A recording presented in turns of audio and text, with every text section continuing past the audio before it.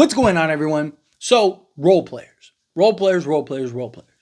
What did I say from day one? We go as far as our role players take us.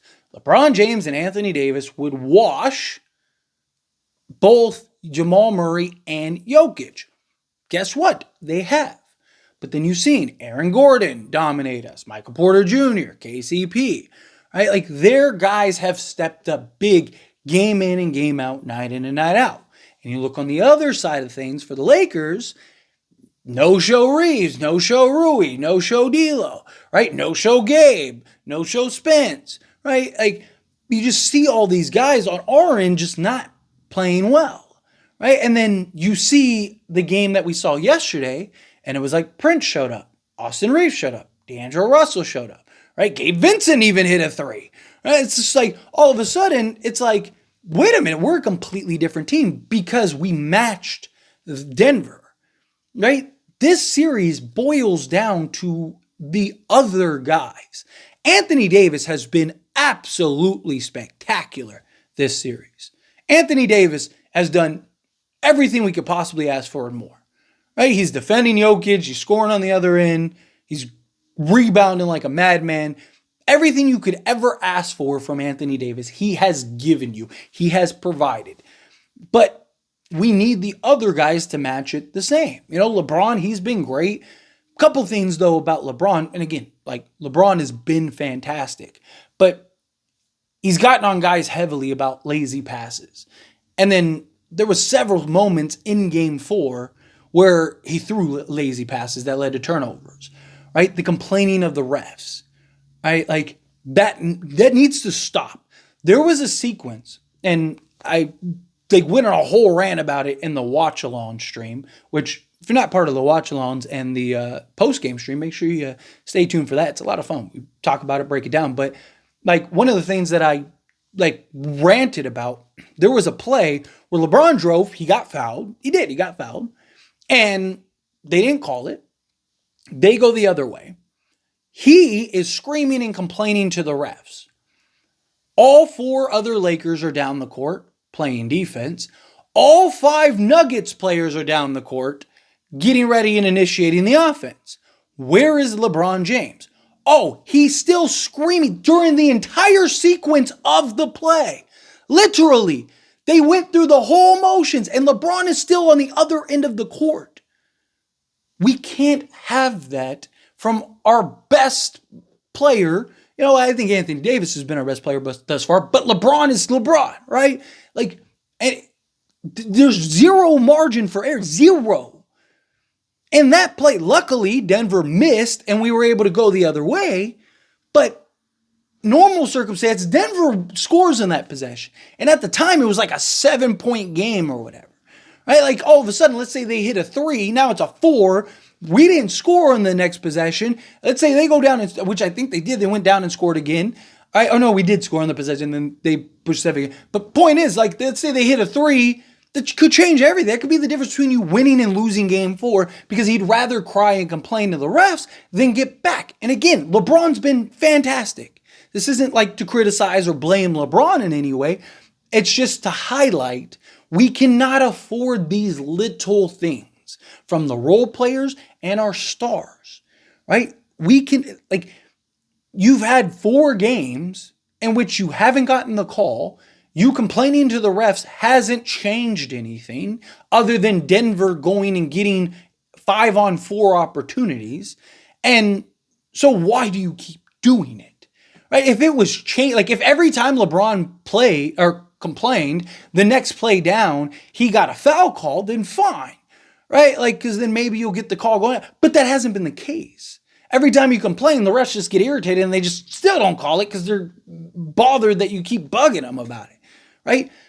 It's the little things is my point. Right? Like, we cannot afford to not execute and have all hands on deck. We cannot afford disadvantages by any scope of the imagination. LeBron, you know, is going to show up and play his game. He's going to give you his 25-8-8 or whatever, right? Anthony Davis has shown he's going to show up, right? We need D'Lo to continue to show up. So far, he's 2-2. But we can't have that again. If he's, 3-3, we're probably losing, right? Like if he's great in game 3 or game 5 and we extend it to game 6 and he's terrible in game 6, we're probably losing that. Austin Reaves, he's got to be consistent, right? He hasn't been bad. And again, I keep praising Austin Reaves. His defense on Jamal Murray has been great. But again, you have to consistently provide on both sides. Rui, I need to continue to see Rui step up. Hopefully Gabe Vincent, him hitting that 3, hopefully that ignites something and sparks something. Spencer Dinwiddie, I'd like to see him continue to be aggressive, right? Like we need guys other than Taurean Prince to score the basketball off the bench. Taurean Prince has been great this series, which I've talked all season about how I believe he would be great for us and that I think he's a big time playoff performer, and he has been. Again, he's not some superstar in that, but as your like 7th, 8th guy off the bench, he's the only one that showed up, right? He's getting after on the defense side. He's being aggressive. He's not settling for his shots. And when he is taking his shots, he's hitting his shots. Like he's done everything you've asked for. Lakers have like something like 37 bench points, like give or take. I'm trying to think of the number off the top of my head, but I know it's somewhere like that. It's like 37, 38 points. And like Prince has like 33 of them or something like that, or 30 of them. Like it's crazy. He's literally the only one performing. But again, Denver's thin. I've talked about it from the beginning. Like Christian Braun is providing nothing for them. I mean, defensively, he's been good for them, but like outside of that, like he's not providing anything on the offense side. Reggie Jackson basically been a non-factor in this series. It's their 5 guys showing up and our other 5 guys, not named LeBron James and Anthony Davis, not consistently showing up. That's been the difference in this series.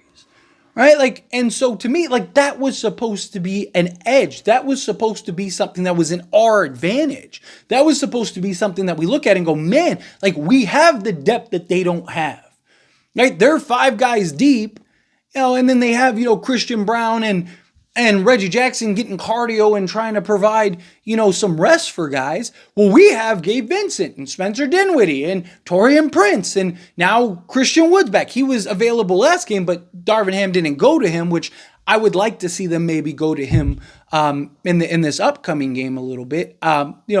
Jackson Hayes, like I don't mind Jackson Hayes out there, his rebound and stuff like that, but I just think like He's very undisciplined, right? He's young, he's a project. Yeah, you don't get the like length and athleticism that Hayes gives you, but I do like the idea of Wood out there kind of applying pressure, his offensive game, his ability to stretch the floor, which would cause Denver to have to step out and challenge that. On top of that, his playmaking and rebounding ability, right? Like there's things that I think Christian Wood would just give us advantages in, especially when Jokic is on the bench. They usually go small, right? The more times than not, it's Aaron Gordon at the 5, right? So to me, I think Christian Wood matches up in that regard. And I kind of would prefer him and his versatility. I think he's better just switching out on the perimeter. And another big thing is like you could even go with both if you wanted to. I would like to see Christian Wood on Michael Porter Jr., right? I'm not saying you have to do that heavily, but we saw in the play-in, and something I talked about in the offseason, not on him, particularly on Kevin Durant, but him and his ability to defend threes, depending on the 3, it depends on who it is, but his ability to defend threes, because he's actually good at defending out on the perimeter, because he's good at just kind of keeping the space and using his length to close out. Right? So like he has some advantages in that regard. So to me, I wouldn't even hate like if Michael Porter Jr. starts cooking a little bit on Monday's game, maybe getting Christian Wood out there and throwing Wood and just be like, hey, dude, I need you glued to Michael Porter Jr. Because Wood's got the size and the length, right? He's, 6'10 with a 7'3 wingspan or 7'2 wingspan, whatever it is, right? So he's a guy that I think could disrupt and make things difficult on Michael Porter Jr. And then also, like, again, we saw him actually stopping and holding his own against Kevin Durant. Right? If he can do that to Kevin Durant, I would at least try it on Michael Porter Jr. if he gets going, if he gets cooking, because he's been him and Aaron Gordon have been the biggest factors for Denver. Those 2 guys have killed us, right? So if we could kind of neutralize them a little more, right? Like even if they do kind of get theirs, but it's just more difficult and and not as impactful, then that would be huge. So again, it's gonna come down to the role players once again, and just the players. Period. Right? LeBron, he has to be better. Darvin Ham, I thought he coached a great game this game, but again, just like the players, we need Darvin Ham to be consistent. Darvin Ham hasn't been a model of consistency as far as coaching wise goes. He actually challenged something that was great to see. It's like you might as well use him, right? Like he loves the hoard timeouts. Like he gets a bonus if he saves. Oh man, I saved 150 timeouts this year. I guess I get an extra 150,000 or something. It's crazy. Like use your challenges, use your timeouts, right? Like I thought he did a good job this game.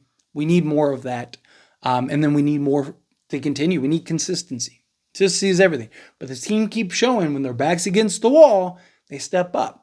Right? Question is it too late? See, got 3 more to go. But anyway, as always, this is a discussion. Pass a question on you. Let me know your thoughts and opinions down in the comments below. What do you think? How do you feel? Do you think that the Lakers pull this off? Do you think that the role guys can remain consistent, pick it up? Do you think no? How you feel, whatever your thoughts are, I'd love to hear it. So let me know down in the comments below. That being said, if you haven't liked this video, hit that like button. Helps me a lot. Helps me enjoy these types of videos, and I truly appreciate it. Not subscribe channel, hit that subscribe button. Turn on the bell notifications. Appreciate y'all. See you in the next one. Thank you.